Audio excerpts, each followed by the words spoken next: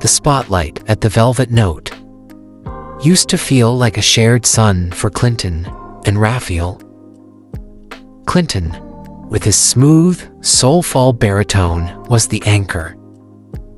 Raphael, with his soaring, gospel-infused tenor, was the flight.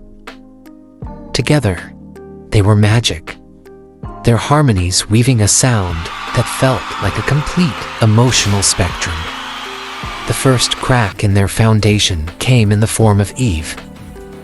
She was a dancer, all fluid motion and captivating smiles, who started coming to their shows. Clinton, the more grounded of the two, was smitten. He pursued her with a steady, earnest passion that eventually won her over. For months, it was Clinton and Eve, with Raphael as the charming, third-wheel brother. Then came the rain-slicked road and the screech of tires. Clinton's car swerved, crashed, and he was left with a broken leg, broken ribs, and a long, grueling recovery in the hospital. In the beginning, the trio was tight. Raphael and Eve visited together, their shared worry a bond. But as the weeks dragged on, Eve's visits with Raphael started happening without Clinton. A coffee after her solo visit turned into a dinner, which turned into long, consoling conversations about how hard it was to see Clinton in so much pain.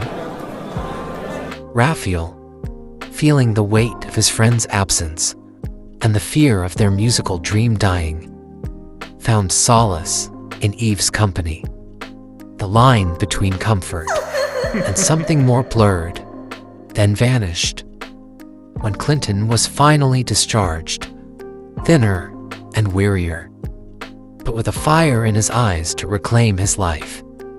He noticed the shift immediately. The easy camaraderie was stiff. Eve was distant. Her excuses for being busy were flimsy. Raphael couldn't meet his eyes for long. One evening, fueled by the quiet triumph of surviving, Clinton was scrolling through old photos on his phone. He found a picture from a happier time.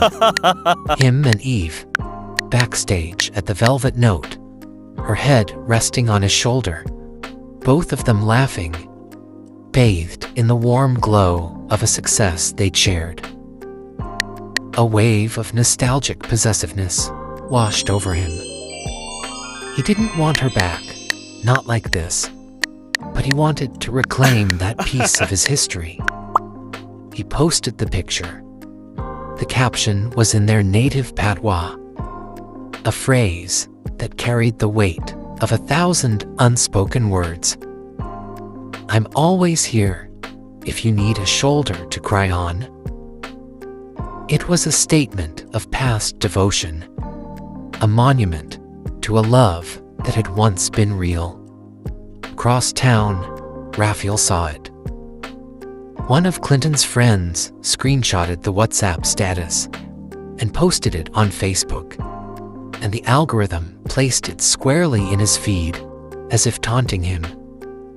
He stared at the photo, at Clinton's confident arm around Eve, at her adoring gaze, and the caption felt like a personal indictment. Shoulder to cry on. What about these last few months, when Raphael was the one picking up the pieces? When he was the one she cried to? The love he felt for Eve, which had always been tinged with the guilt of betrayal, curdled into something darker. In his eyes, Clinton wasn't just remembering the past. He was staking a claim, mocking Raphael's new relationship. The sadness was a deep, cold well, but the anger was a fire. He didn't comment. He didn't call. Instead, he opened his own social media. The first post was a picture of a snake shedding its skin. The caption read, funny how some people cling to a dead skin while others are moving forward. New growth, new vibes. Watch who you trust. Clinton saw it. His heart, already scarred, sank. He knew. The next day, Raphael posted a snippet of a new song he was working on. The lyrics were raw. Played the friendly shoulder. Now, I see the cost, stole the prize. While the king was counting his loss, you a temporary fix. A rebound lie. The throne is waiting for the real king to rise. The fans noticed. The comment sections became a battleground. Is this about Clinton? Who's the snake, Raph? Eve his trouble boys. Clinton, his pride wounded, and his friendship lying in ruins, fired back. He posted a video of himself in the studio, strumming a simple, aching chord progression. He sang, his voice heavy with emotion. Loyalty can't be recovered from a crash site. Some bridges you burn light the way to a better life. My foundation is solid, built on truth, not a stolen night. The subliminal war raged for weeks. Their once shared fanbase was divided. The air, whenever they were in the same room for a rare industry event, was frigid enough to freeze sound. Eve, the catalyst, was caught in the middle, vilified by both sides, her name becoming synonymous with discord. The final blow came when a major music producer, intrigued by the public drama, but recognizing their raw, separate talents, offered them a slot on a massive compilation album. The catch: they had to do the song together. They met in the studio, the first time without buffers or lawyers. The silence was a physical presence. The producer left them alone with a simple, melancholic track. Raphael, looking at Clinton's tired eyes, saw not a rival, but the friend who had stood by him when his own father passed away. Clinton, hearing Raphael clear his throat, remembered the hundreds of times they'd harmonized that same way before a take.